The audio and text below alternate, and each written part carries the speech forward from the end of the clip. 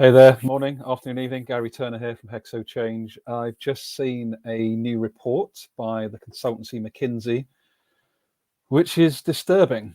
It's disturbing for me personally, and I'm going to share why briefly. And I've got a little bit of poetry that's flowed today off the back of it, which I'm going to share.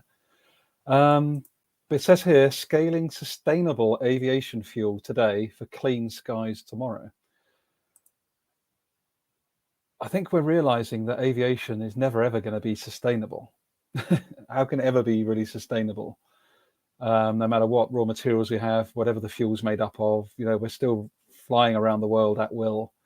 And yeah, might not be putting as much CO2 into the air, but what's the feedstock going to be of this sustainable aviation? And I found it quite interesting to do a little bit of research.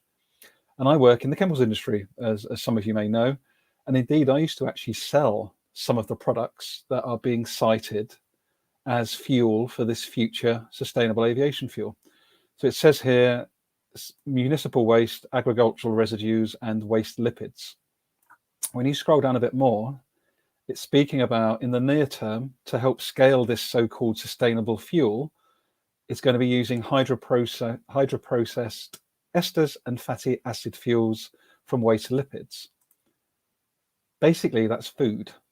So what we're going to be talking, we've had the food versus fuel debate with biodiesel going into vehicles or it being food. We've now got food versus fuel for aeroplanes. So the question I've got, the sort of curious inquiry really is, do we need to fly as much? We've shown during COVID that actually we really don't need to. So where's the push coming to have sustainable aviation fuel? Secondly, do we really want to be choosing between a flight somewhere when we know the tech works or putting food in our body to sustain us? Two things, but that's still very global north centered. I then look at what about like the global south? Like where do the raw materials for this so-called sustainable food come from? So if you're looking at these long chain fatty acid esters and lipids, most of those will come from plantations in the global south, such as in Thailand, for example, and Malaysia. So yes, there might be a waste element to this, but I'm sure there will be a virgin requirement for these fatty acid esters as well. So this stinks to me. This stinks of a massive amount of greenwashing. I'd love to be challenged on it. I'd love for someone from McKinsey to get involved on this as well, because I think we need to have a bit of an adult debate here around what we're really pointing towards, because it feels a little bit greenwashy and stinky. In fact, very greenwashy and stinky, particularly where it's shared as well that there's 250,000 flights have been taken during using this so-called sustainable fuel for aviation. But how many pre-pandemic 2019? How many fuel flights were taken? According to Flight Radar 24, nearly 69 million flights were taken in just 1 year pre-pandemic. 69 million, and 250,000 flights have been taken using this so-called sustainable fuel that actually uses food as its feedstock. So let me share with you my poem that came out of me today on the back of seeing this report from McKinsey. And again, no right or wrong in this. It's just trying to express as I deal with these realizations more and more. So my poem today is called Sustainable Aviation, WTF, McKinsey. You can replace the words. So, since when has aviation ever been sustainable? What misdirection is being offered to keep you bought into the fable that you have a right to fly, a right to buy, and if you don't get a holiday, you might as well die? But what if those that we rarely hear are already dying en masse just so that you can live in fear of not buying more, of consuming much? Do you not believe you are worthy of just feeling loved? Those that we do not often consider are thinking about you and I. They are thinking way bigger. They are risking their lives so that they, you and I, have a chance to coexist in the hope that we will open our eyes. Stop seeking the next dopamine hit from the world outside. Connect to your soul, buckle up for the ride. We need to learn to feel. We need to learn to express. We need to let go of wrapping up our identity in that next Dior dress. We are nearing the point where we may be able to go back. Do we run off the edge like lemmings? getting high on crack?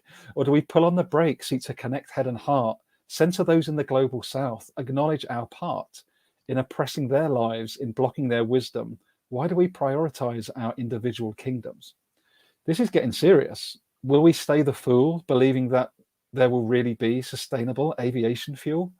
Or do we challenge our beliefs, engage with our fears, connect to our bodies, reimagine the next years? I am so work in progress, taking step by step, but through such poetry, I hope to connect with your curiosity, your inquiry, your soul, and your humanity. I'm finding it more and more challenging. I work within the chemicals industry. I'm selling products that I know have impacts on human health, have impacts on the environment, but we are where we are. And I know there's a lot of good work genuinely within my immediate team in the workplace, actually, to genuinely bring a greener alternative, a more life-giving alternative to a lot of the chemicals that are already out there. But to be looking at these food versus fuel, like knowingly misdirecting, it's not on. And I think we've really got to have much more grown-up conversations about feedstocks. Where does it actually come from? Where are the origins of those feedstocks? Are those people getting a fair page and a fair wage for those feedstocks? Can we really continue as is by using just waste feedstock or biomass? Like, with 7.8 billion people and a rising middle class in Asia and Southeast Asia and other parts of what we call developing, despite in that developing parts of the world are the ones that have the indigenous and local wisdom that we all need to learn from in the global north. So there's just so much wrapped up in this. But I hope you enjoyed the poem. Feel free to challenge me on it. Give me your thoughts, and do have a look at these McKinsey report. I'd love to see what you see in it. Do you see what I see? Do you not see what I see? Let's have a debate.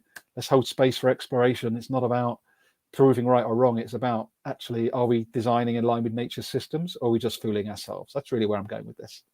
So yeah, let me know. You can follow me at hexochangenow.com. Lots of other poetry and reflections and other writing under the blog page. I'm always interested to work with senior leaders in particular who might be willing to go on this journey to connect head and heart, as I've described. It took me 7 years to do it. Still very much work in progress. And we need to be centering those global South communities. They are putting their lives on the line every single day just to wave the flag of nature. It's time that we played our part as well, I think. And hoping to speak to you soon. Take care. All the best.